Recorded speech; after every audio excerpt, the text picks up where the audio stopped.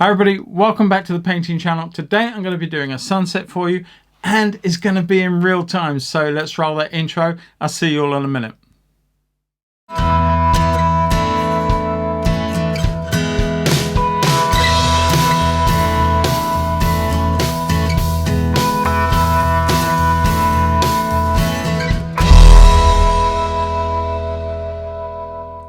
Hi everybody, welcome back. As I said at the start, I'm going to be doing a sunset for you today. Now on top of that, it's also going to be real time. I was able to complete this in a very short space of time. It was nice and it went down easily, and I felt that it would be silly to shorten it or speed it up. So I want you to be able to see each and every brush stroke and watch the process unfold from start to finish. On top of that, I wanted to show you a paper that I really love in hot press. Now, not everybody likes hot press. It has a very different feel to watercolor than cold press papers, not or rough, but I wanted to show you how I deal with that. So you've got that too. Okay everybody, let's get started on this lovely little sunset. The paper I'm actually using is a block of paper from Fabriano. It's the Fabriano Artistico hot press extra white, and it is 100% cotton rag. Now, unlike paper or pulp, it is a little bit more forgiving and it does stay a damper for a little bit longer. What I'm putting on here is a mixture of cobalt and some phthalo blue to give me a wonderful start in the sky. Now, the whole of this painting to start with is all about a wash, and you can see me, I put several bits of color to the start at the top, and then I'm adding more and more water to this as I progress down the page. What I'm also going to start doing now is add a little bit of violet, a little bit of magenta into my mix as I come down and down the page, introducing other elements to this wash. And I hope that as long as I get the mixes about right in relation to the water, that it should all stop and be a nice gradual filtration of colors all the way down through. I will add some other colors in, a little bit of red and a little bit of yellow later on, just to give that lovely sense of the setting sun, you know, that lovely glow in the sky that you get.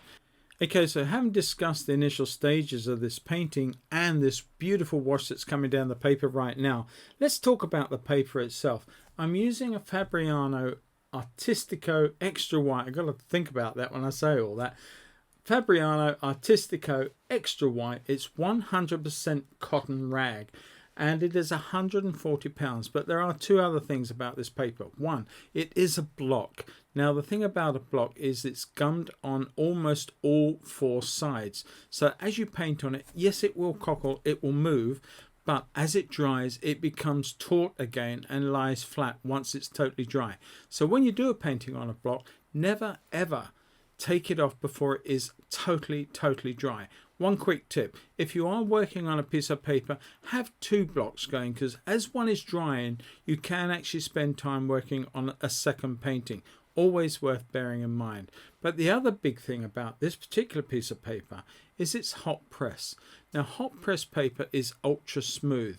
There are many people out there, many watercolorists, who really don't favor hot press papers. They love the cold press papers such as knot and rough surfaces. But I have to say, I really do love this particular type of surface. Okay, so I became inspired to start using hot press paper a few years ago when I discovered the work of an American painter by the name of Thomas Aquinas Daly. Now, he is an absolute master at using this surface with watercolor, and I brought his book too, and it is a constant inspiration to me. So if you want to see a master using hot press paper and watercolor, go check that man out, Thomas Aquinas Daly. And if he happens to ever watch this video, which I'm sure he doesn't, but thank you very much, Thomas, because your work has inspired me greatly in my endeavors when it comes to hot press. Okay, I've gone right off topic. I do apologize for that, but I've completed this wonderful wash using so many subtle tints of color, from blues and yellows and mauves and violets and reds and I think I said yellows, but I've also gone in with that phthalo green and magenta mix for the ground, but I felt that it wasn't strong enough, so I've gone in with more paint, less water, and I'm putting in a wash, turning the paper upside down, allowing that wash to come forward, and add another bit of paint right at the top there before I finish and turn the paper back the other way to allow all that pigment to slowly drift back down to the bottom of the page. And then when it's dry, most of that color, the depth of color, will be at the bottom of the paper, which is what I'm looking for. But everything I do from now on is absolutely putting in a little bit more violet here, shifting it off from the green so it's just a little bit less obvious.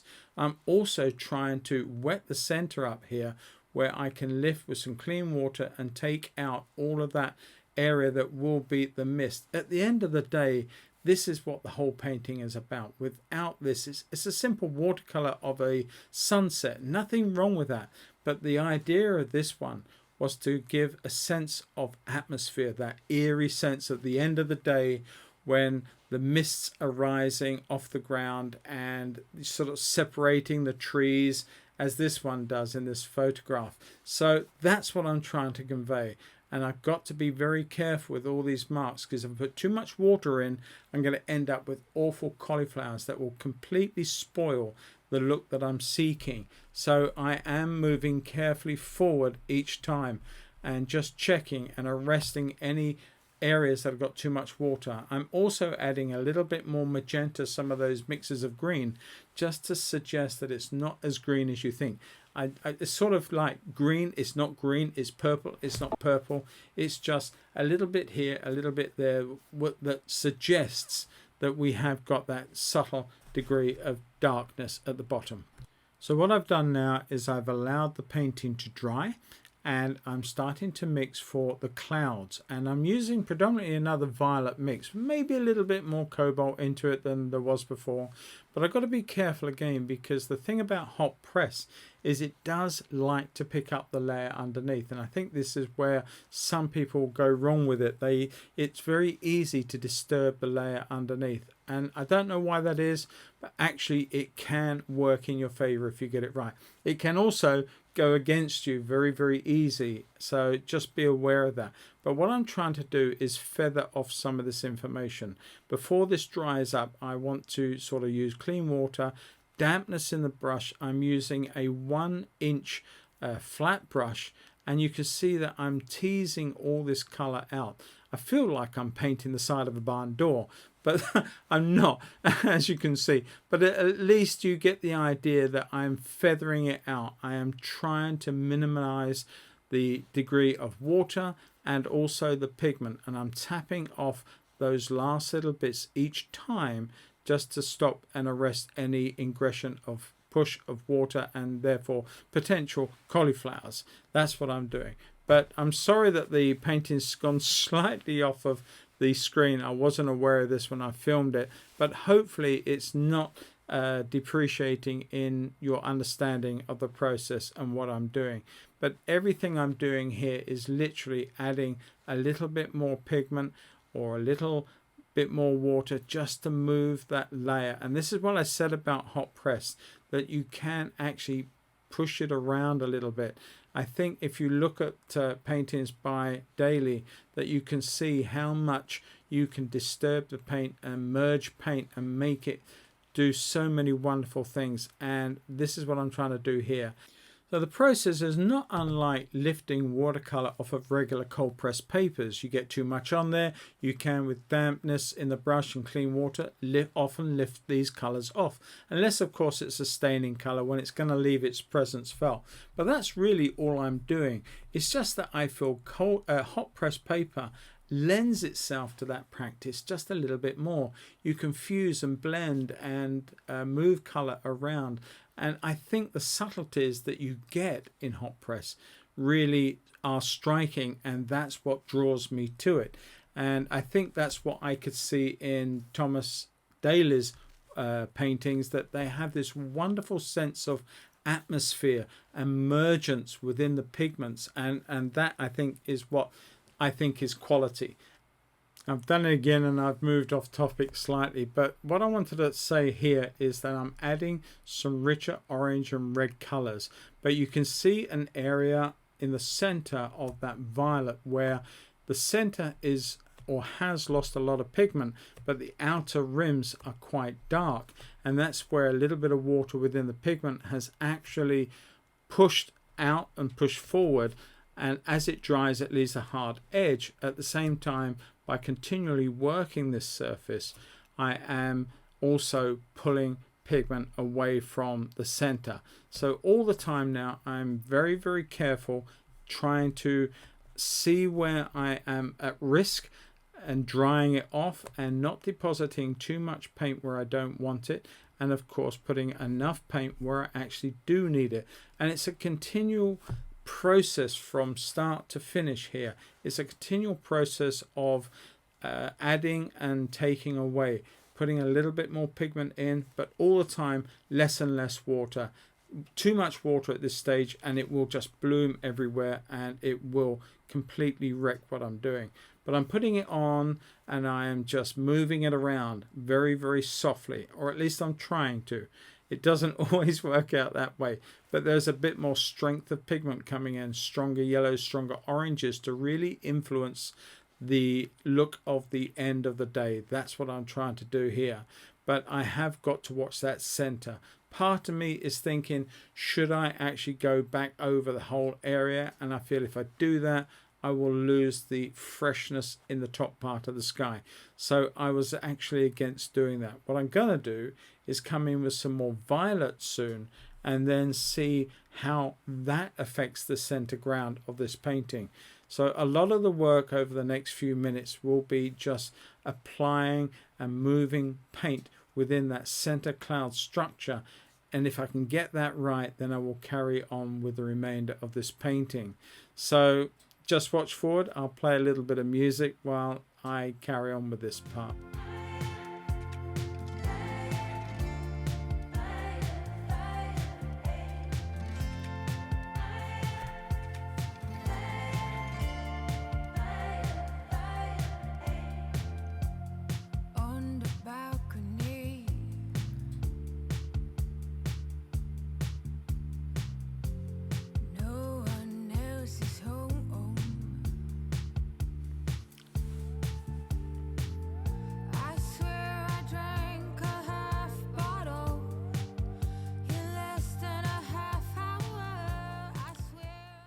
Okay, I think you can notice a little bit of hesitancy as my brush lingers over this center section of the painting. It is causing me a little bit of a headache because I'm trying to fuse in subtle tints of violet and reds and magentas, beautiful colors, but every time you apply a color, there's got to be an amount of water to it, and that water needs to push its way throughout the painting. So I'm trying to blend it without leaving very big hard edges. I'm going to let that center section dry, and I'm working on this beautiful area in the foreground. Now this is the misty area. I've wet it up a little bit, and I am using some clean water and a nice flat brush to gently prise off some of the pigment and create that sense of that mist that's rising. I will add some subtle tints of cobalt blue and violet magentas into that. It's not going to remain the white color that you see right now. I do want to give it that freshness of that coolness of color, and that lovely violet color will work not only with the greens below it, but also those subtle oranges above it, and it will create that cool mist that I seek. So I'm working the whole thing in, working it all the way down through the painting, and hopefully that too won't start causing me a problem. I do need though to mix another dark mix up for the ground and the foreground color of this painting. Just add that extra layer in right now, and that will take up any moisture that is moving down from the bit that I did above it, but it also adds even more weight to this picture. You can see how that sudden darkness just added something to hold the whole painting together, not completely obliterating the color that was underneath and very dry. Leaving little bits of the color underneath actually suggests form in the ground, so you start suggesting more information without actually trying too hard. So it's well worth considering doing that and not just obliterating the color underneath. What I'm doing now though is adding some rich reds and oranges together, more red than anything else, a little bit more water to get it to where I want it to be. But I'm going to come in with a simple wash through that sky again. I'm still concerned about the center, but if I'm very careful, it shouldn't cause me an issue. I'm now going to use a 1-inch brush to start to feather out that lovely reddish color. It's beautiful as it goes up into the blues. I love what it's doing, and I love the accent that it's bringing to the whole scene. Okay, so it's dried off and I've moved it back into center of shot. I have to apologize about that. I'm now mixing my trees and bushes for the distance. I'm using phthalo green, magenta, but I've also introduced some Indian red to that. I love that color. It really does make a distance color when you're trying to make a sort of dull purple color. It really does work out very well, but I'm sort of using the brush almost like a pencil in a way, using the tip, and I'm just drawing and suggesting these little forms, some larger, some taller, some narrower, thinking and looking at the reference and looking at the tree forms that I see. Pretty much a straight bottom underneath. I'm not worried about that at this stage. You'll see what we're going to do with that in a little while. I'm just looking at all these wonderful forms that I can see above the mist bank. A little bit less important on the edges. Where we are right there is the most important part, and that's what I'm putting in the darkest values, but I'm going to suggest them going cooler as they cross to the left as well, so the eye is drawn to the center of the picture.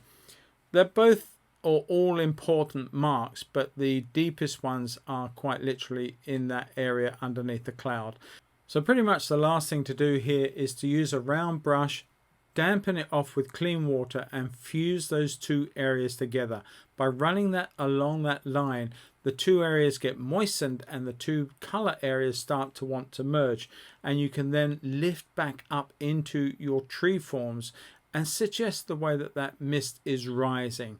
So with that last mark, the painting is done. What I'm doing now is just teasing around, just playing around with that edge, the dampness of the brush, pushing and pulling the pigments to a point where I'm really happy to leave it to dry. And it is worth taking that extra bit of trouble just to make sure that if you do leave it, you don't have to go back in and alter something later. You do that, there's a big risk that you're going to destroy the work that you created and took so much time over. I'm going to add in a little bit more blue violet, a little bit of cobalt, a little bit magenta, just to give a bit more coolness to that mist before I finish off. But essentially it's sorted. I'm really happy with the result, and I do hope that you guys have enjoyed this, especially as it's a real time, especially as it's on hot press paper. Gives you another little insight to think about trying. I do hope that you will pop out and maybe try a little bit of hot press, see how you get on with it. I'm sure you'll enjoy the process, but if it doesn't work out first time, don't give up. Always have another go. Anyway, I'm going to leave you now, and I will catch you in the next video. Take care. Bye bye.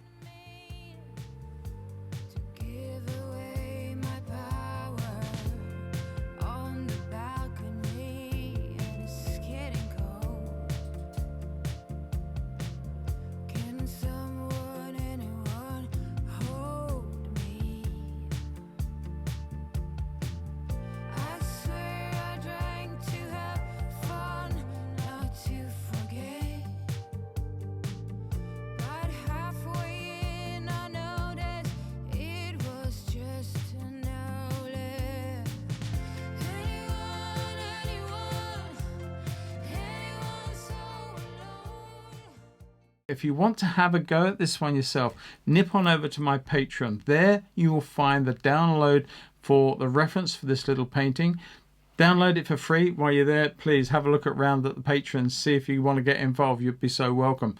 But that said and done, you don't need to be a patron to download this little piece of reference. But download it, enjoy it, have a go at it, and don't forget to look for that Facebook group that I recently started, where if you do any work based on my videos, you're more than welcome to showcase it and let us all see it out there. It'd be fantastic, and the community has already started growing, so have a look for that, get involved, and upload your versions to my videos there. Nevertheless, if you're not a subscriber to this channel, please consider subscribing. It doesn't cost you anything to do that. Click the bell icon too, and it tells the algorithm within YouTube that I am a channel that is worth promoting, worth pushing. So it really does help me grow the channel a lot more and reach so many more people. Also, comment. I love reading them. I'll always answer them. And so, yeah, comments, fantastic. I love that. And give it the thumbs up. That would be great too. But we are almost at Christmas time now, so it only remains for me to say enjoy the Christmas period, enjoy the time with your families, enjoy your painting. Above all, stay safe wherever you are. Until the next one, which will be just before New Year, take care everybody. Bye bye.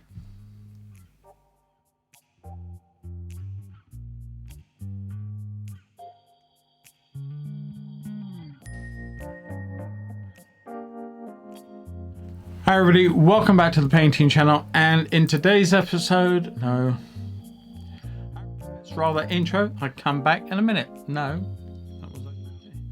everybody, welcome back. As I said at the start, it's going to be a sunset, and it's also going to be in real time. I was actually how I deal with it, and so no, that's not so good. Wanted just to give all you guys Hi everybody, welcome back. As I said at the start, it is a Hi everybody, welcome back. As I said at the start, it's a watercolor. No, it is a watercolor. Of course we know that. Hi everybody, welcome back. As I said at the start, it is. Of course it is.